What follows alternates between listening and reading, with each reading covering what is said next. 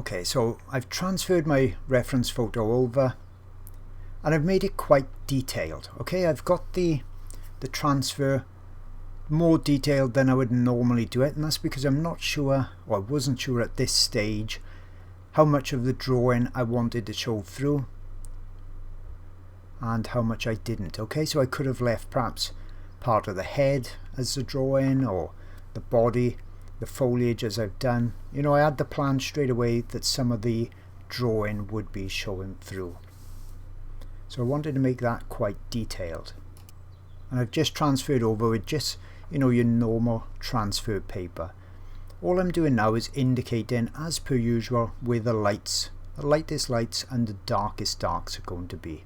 That just helps me to know that I'm putting the shadows and the highlights in the right place, and I'm using very light pressure. Now I'm resting my hand straight away on glassine paper.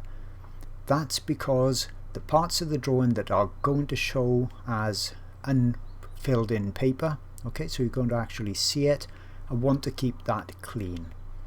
Normally at this stage, if I'm going to cover the whole page, I wouldn't really be worrying about the cleanliness as much, and I wouldn't be probably putting glassine paper under my hand at this stage. Okay, so that's just to keep the paper clean, because I know quite a bit of it is going to be showing through at the end. And I'm just putting the reference, or my finished drawing, top left hand corner, so you can see where I'm aiming towards. So I'm just going to carry on for a moment doing this, indicating where the darkest darks are going to be. Remember, light pressure, and then we can slow it back down when I get a little bit further along.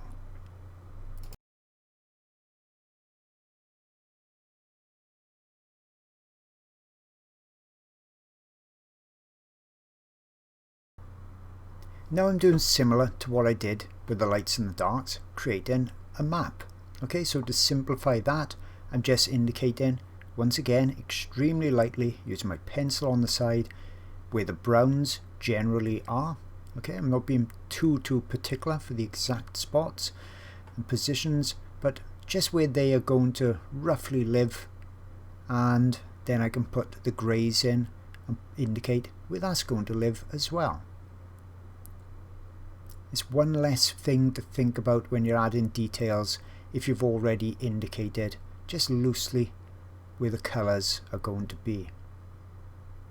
Okay, so now I'm just thinking of a colour stage. I'm not really thinking so much about lights and darks or details or anything like that, just where the main blocks and masses of colour are going to be. Now this is still a very early stage, okay, so I've just gone a little way further down the refinement stage than that first initial layer. So it's still all looking a little bit grainy, so once again I can come back in, either use my finger or use a paper stump on the side again. So I've decided to use a stump, light pressure, circular strokes, and I'm really creeping up on the refinement and the accuracy of the drawing. You see, as I go over it, it starts to create more of a blurred, smooth appearance, which is what I want. I don't want that graininess. And at this early stage, when you look at my finished drawing at the top, which took about another 2 hours from this stage, you can see how far I've still got to go, and it looks like perhaps, you know, I'll never get to that level from where I am now. But that's where you've got to stick with the process. The refinement, the details will go on top of all this underlayer and underwork that I'm doing. So this is very important. It's building up the structure. If I go too dark too quick, I could quite easily lose the drawing, lose the details. So slowly but surely creeping up on the realism. Now, not all creases need to be black. Okay, so if they are a shallower crease, I can use a dark grey. If I used a black everywhere, then everything would look like it's a really deep crease. Okay, so got to pay attention to those types of things. That's what differentiates a beginner and a novice from somebody who's really experienced. They notice those finer subtleties. Okay, so rather than just sitting around now and putting the detail in very quickly with a black pencil, I'm kind of creeping up on the details again. I'm going a bit lighter sometimes than I'll need to, because I know it's very easy for me to detail. When you see me put a line down and then I'm rubbing over the top of it, I'm softening that line. Okay, hard and soft edges, that's what helps again with realism. Now with the green for the foliage, I just need to keep it simple. 2 or 3 different colours of the greens, one dark, one light, one medium kind of green, a vibrant green and a light green, and then for the sky just a simple very light blue, just in a few touches. So really keeping it easy for the background. Here's the light green, and using one colour going on top of another to kind of blend it and giving it a bit of a blurry appearance. And I could always use the paper stump as well, because I want to keep that background soft and make it recede. And then it's a case of one by one coming down each of the ridges, putting a touch of brown on these. On some others I put a little light grey, so you can see tonally this brown is a bit lighter, so that's where the highlight is catching on top of the ridges, and I just need to take my time and work my way down.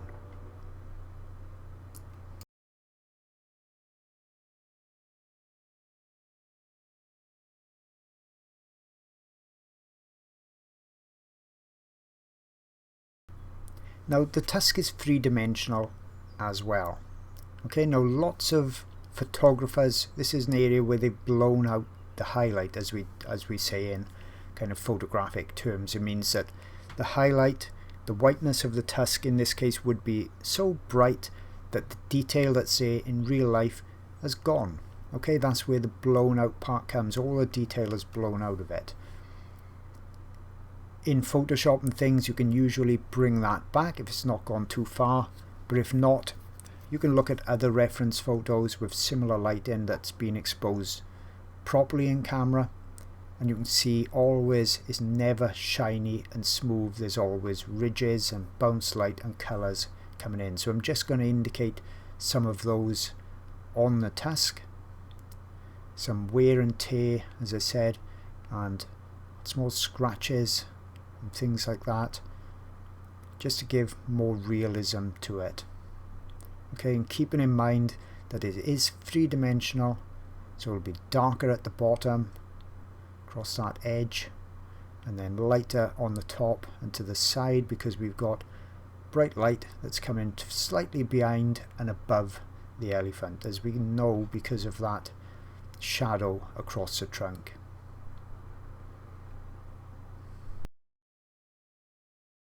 Okay, so that's the general colours, tones in. Remember I said I'm not going to detail the body and the leg as much, so that's what I'm doing now. I'm just kind of loosely indicating where the marks, the deeper creases are. So rather than really, I could spend obviously another couple of hours on this if I wanted to, but that's not the purpose. I want that kind of fresh look, the kind of look that makes it appear that it was super easy for me to do. Okay, so I've just picked up a pencil and quickly sketched it in 30 minutes, and it just looks realistic. I don't want it to look like I've spent hours and hours and hours over it. Okay, I want this one to look a bit different than lots of my other drawings. So I'm just going to indicate, as I said, the major creases, the major highlights as well, enough to give shape, form to the leg or the legs and the body as well. I don't want the detail to kind of just drop off from a pretty detailed face and head and ear. I don't want the detail to drop off to kind of nothing, because that looks very artificial and amateurish. So I need to gradually let the detail just diminish slightly as I'm working further away from the head. Okay, so indicating, see, still quite loosely, lightly, with all these little creases and marks live. Well, I really hope you've enjoyed this drawing, and it's something very different again. You know, I like to show different techniques and different ideas, so you can all pick from those whatever you want and apply it to your own artwork. But sometimes, remember I said at the beginning, if it's a bit unfinished like this, it can sometimes look even more real. Okay, so love to see what you create yourself, and I'll see you all on the next video. Just wanted to quickly mention my Patreon channel for those looking for even more in-depth art instruction. It's packed full of pastel videos, oil videos as well, and those videos are being added to new ones every single month. I have videos for the complete beginner that have never done pastels or oils before with just limited supplies, and I take you from the very first blocking in all the way through to the final detailed drawings and paintings. I've also got some really unusual subjects as well, and in all of my videos I always take you through all the details. You see everything I do, how I create my work.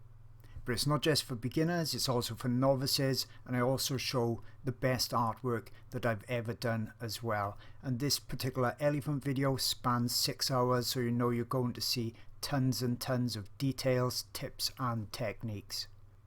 And as mentioned, I've got lots of oil videos on there too, so there really is something for everybody, and you get access to hundreds of hours worth of videos for just $4.